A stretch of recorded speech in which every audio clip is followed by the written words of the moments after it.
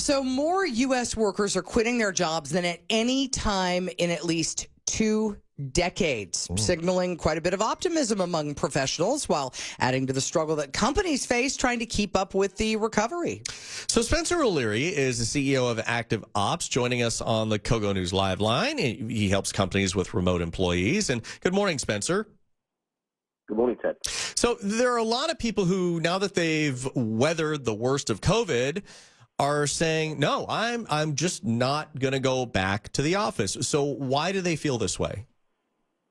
Yeah, so I think, Ted, there's a couple of interesting studies out and some research articles in the Wall Street Journal. Microsoft have done a study.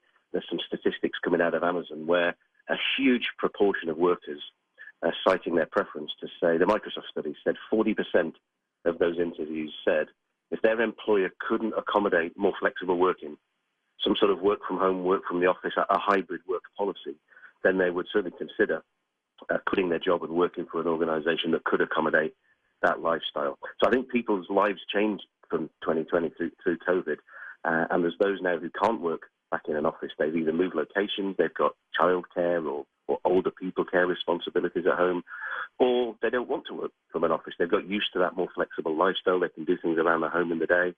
They can work over a longer period of the day, still do as much work, but they can accommodate things like taking the dog for a walk, go for a gym, making dinner for the kids.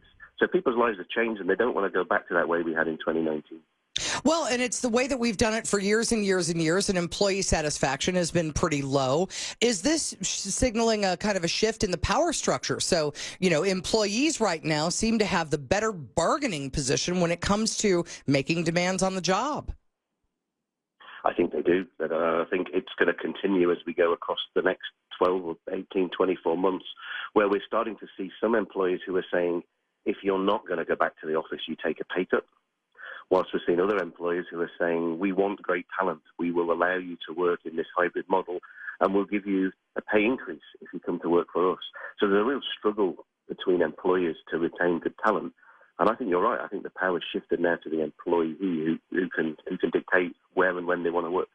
But what is actually at the heart of this? Why don't some companies want their people to work from home? Is it a power struggle? What is going on in the minds of bosses or CEOs who say, no, you have to come into the office?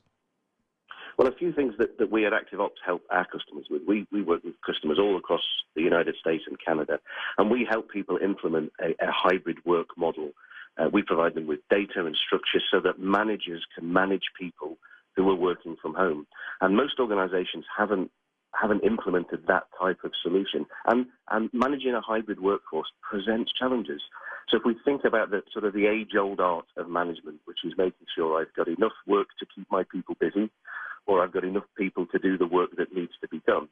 In 2019, as a manager of people and processes, I generally did it face-to-face. I used my ears and my eyes to be able to make sure that those variables were in check.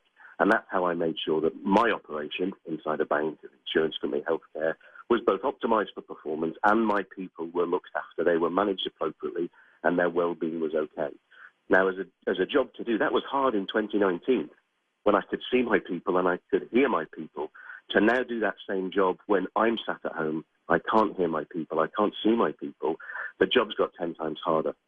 So organizations are really nervous where they don't have a hybrid management capability, that performance is going to suffer, well-being is going to suffer, and then all the things that come out of good congregation in the workplace, creativity, relationship building, out of those two things comes loyalty of our employees. They don't want to move jobs because they've made friends in the workplace. Those things are so much harder to do remotely. Those things are impossible to do if you don't have a system like ActiveOps to help you manage that hybrid workforce. Spencer O'Leary, the CEO of ActiveOps, who helps companies with remote employees. Thank you so much for your time. Thank you, Ted. Speak soon.